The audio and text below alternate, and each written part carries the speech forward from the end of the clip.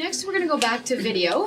This video that we have is Bonnie Sherr Klein, and Bonnie's a longtime filmmaker and directed a critically acclaimed documentary called Shameless, The Art of Disability, which follows 5 Canadians with disabilities, including our other video speaker, Catherine Frazee, as they discuss art and advocacy in disability.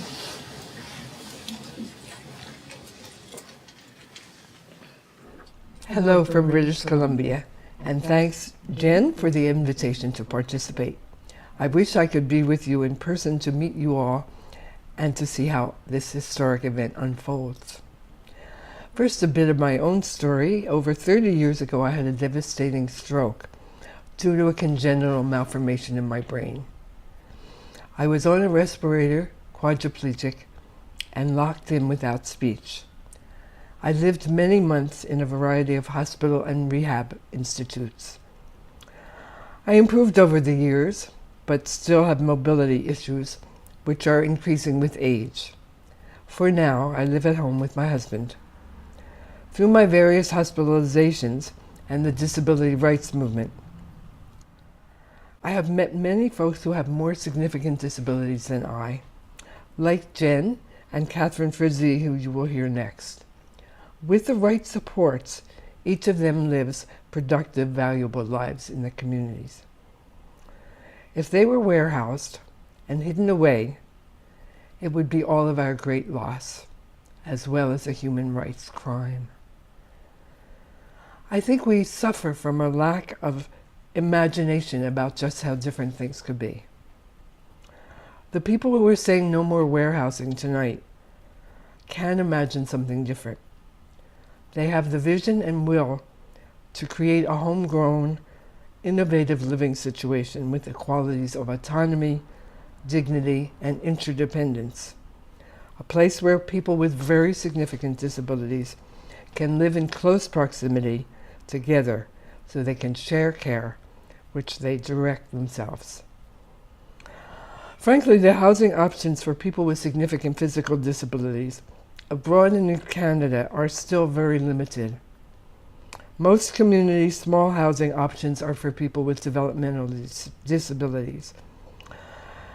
Studies show that people's health declines when they enter institutions. Outcomes are always better in the community. And there are precedents. In Vancouver, we have a nonprofit agency, Vancouver Resource Society. VRS has established over 150 housing units for adults with significant physical disabilities. Most of these are individual accessible suites, usually 6 to 12 suites within a condominium building with a mixed demographic. Seniors, single-parent families, a great mix. Residents manage their own support staff and share resources for overnight care who stays in a staff room. VRS has developed a viable financial model in partnership with the federal, provincial, and municipal governments and the developers. They have demonstrated that it's more cost-effective for a group of, say, 4 to live in the same place with shared care than for people to live in an institution. I haven't met Jen yet, but I can tell you about another woman with multiple sclerosis. Ellen and I met when she was first diagnosed in 1992. We were both veterans of the women's movement, both dipping into the disability rights movement for the first time. The big difference between us is that I was gradually getting better, while she would inevitably get worse. Forgive the values terms here. We became sisters in disability. Ellen's physical condition did deteriorate. She had great support from her family and friends, and the maximum home support and social assistance. When she was no longer safe living at home alone, especially in the vulnerable overnight period, she ended up in so-called supportive living. At first, she was relieved with the extensive physical care she received in her own apartment in a new and spacious facility. She shared 24/7 care with 6 other people who also needed support. Sounds good, eh? Well, not as it turned out. The 6 residents never met each other. There were no group activities. The staff often came in with exactly 7 minutes to dress, bathe, feed, or medicate Ellen. Visiting friends like me were perceived of as impediments to getting the job done. While Ellen's physical needs were taken care of, her spiritual, intellectual, and emotional life were diminishing. She lost her sense of personal value. Within 2 years, she opted for medically assisted death before she would lose her mental capacity to choose.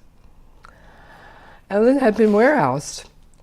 If she had been able to live with others, been able to share the care they needed while living autonomously, to manage their own staff and to be part of a community to which she could contribute her skills and her love, she probably would not have chosen to die when she did.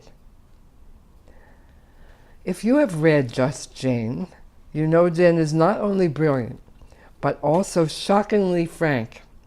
She speaks without shame or self-pity about bodily functions and malfunctions. Jen, and so many others like her, have learned to accept what we have been dealt, to work around obstacles, to invent solutions, whether like Jen, a unique way of bending her fork so she could stab her food, or a relationship of mutuality with a personal care worker, assistant, or her lover. And you may have discovered the humor which characterizes not only Jen but most of my friends with disability. You may even have been surprised by the joy we sometimes exhibit. There's no one-size-fits-all solutions to our very human, sometimes scary conditions. The team here tonight does not have all the answers, but we have the important questions. Let's acknowledge that people living with significant physical disabilities have the experience and expertise to figure out how they can live best. The mantra of the disability justice movement is nothing about us without us. We are who you are, or will be if you live long enough. Disability is the only identity group that can happen to anyone at any time. It's up to legislators, public servants, health professionals, ultimately voters, to make the world we all want and need. I'll leave you with a vision from one of my heroes, the great physicist, social thinker, and feminist, Ursula Franklin, whom I met in Halifax many years ago. She said, "A peaceful society should function like a potluck supper. A diversity of offerings is needed. Every person contributes their work and care, and in return finds nourishment and friendship." Is this not a vision we can all get behind? Thank you, and good luck.